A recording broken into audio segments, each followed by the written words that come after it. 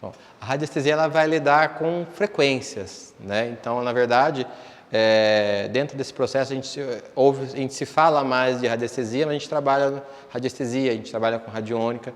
Então, ela vai captar qual é a frequência, por exemplo, de um ambiente, de uma pessoa, de um alimento, né?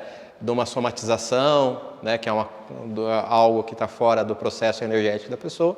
E aí, com a radiônica, a gente vai ter processos para equilibrar, para corrigir, para favorecer isso. Então, a radiestesia e a radiônica elas trabalham juntas nesse processo de favorecer. Também tem antigos, né, que vão usar ali a radiestesia também uma outra linha, que é aquele processo das forquilhas, que é para buscar um mineral, para achar pessoas perdidas, né?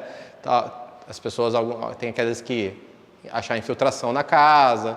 Então, na verdade, são técnicas que a gente traz aqui para essas aulas com um propósito clínico, terapêutico, mas elas são técnicas que dá para abranger em vários setores. Na aula de prática de hoje, a gente trouxe mais esse conceito de ver o oculto através da radiestesia, né? Porque a gente tem esse conceito de que a mente vibra, pensamentos, palavras e ações, o ambiente, alguma influência que está no ambiente, mas a gente não consegue enxergar.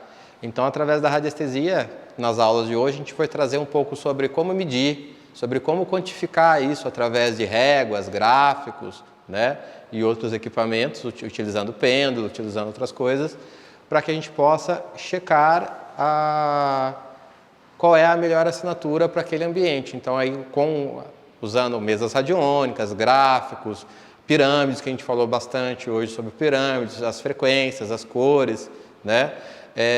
Qual é a frequência que pode ser utilizada para harmonizar, para corrigir aquilo ali. Então, a aula de hoje ela veio para essa parte prática, para que os alunos pudessem checar os resultados, né? Muitos deles aqui viram hoje, se surpreenderam, é muito legal quando você vê os alunos assim, nossa, eu não esperava que funcionava, etc e tal, né? Hoje, inclusive, fiz umas pegadinhas com os alunos, né? Deixei eles sem entender. E depois expliquei o que estava acontecendo para que eles vissem que realmente funciona o processo.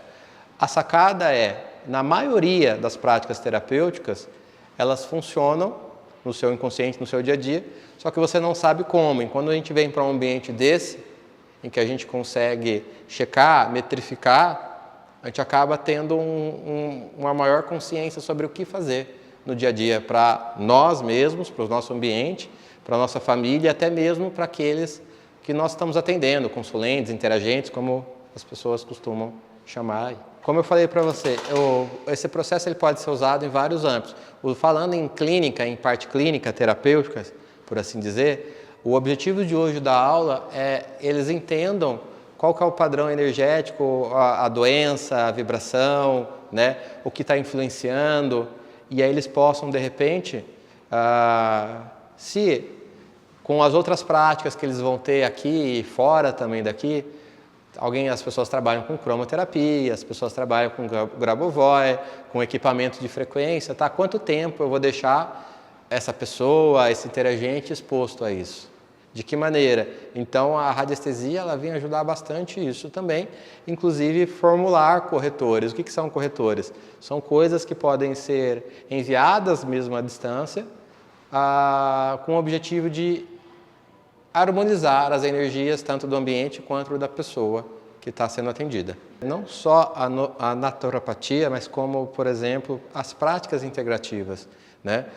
Se você for estudar, por exemplo, até na psicanálise, na psicologia, tem muito embate entre técnicas, sei lá, a medicina tradicional, etc. E hoje, cada vez mais, a gente está vendo que é tudo como um todo. E eu acredito que enquanto a gente parar de ficar discutindo o que é melhor num termo genérico, né?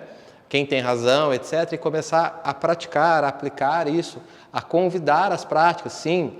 O consulente ele pode ir fazer um exame clínico, ele pode ter uma prática integrativa, ele pode, talvez, cuidar da sua frequência, dos seus pensamentos, das suas palavras, das suas ações, mas normalmente ele não tem embasamento para isso. Então, eu acho que essa grade curricular ela vai trazer muita confiança para que você possa fazer isso com segurança, sem, que eu costumo falar, sem grandes marabalismos, porque detalhezinhos que você coloca ali você vai ver que já começa a reverberar. Em termos de mercado, eu acredito se você se coloca em prol de ter esse objetivo, de aceitar esse propósito, ou se você for colocar em termos de destino, mapa, astrológico, etc., se é a sua missão, se você acredita que é o seu propósito está ali, o universo, o mercado, ele vai corresponder a isso. Por que algumas pessoas conseguem fazer a carreira e outras pessoas não? Por causa de um propósito. Se você está com o propósito de ajudar as pessoas, você vai conseguir ajudar as pessoas e automaticamente você vai ter um retorno financeiro para aquilo.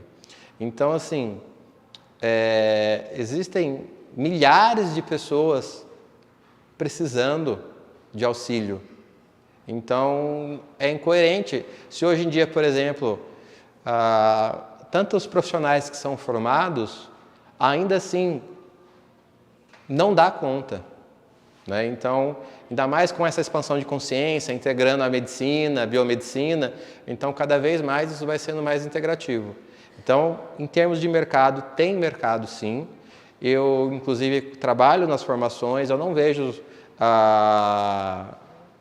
o porquê, inclusive, você tendo a mesma formação que o meu outro profissional, outro colega seu, eu acho que dá para você trabalhar, não vejo por que você, eu não vou passar cliente para ele. Às vezes você desenvolve uma habilidade num campo e o outro colega desenvolve habilidade em outro campo. E você tendo conhecimento disso, você sabe como fazer esses movimentos todos. Mas em matéria de mercado, acho que nunca vai ser obsoleto ou suficiente o número de pessoas que estão trabalhando nisso. Então tem muito mercado, com certeza.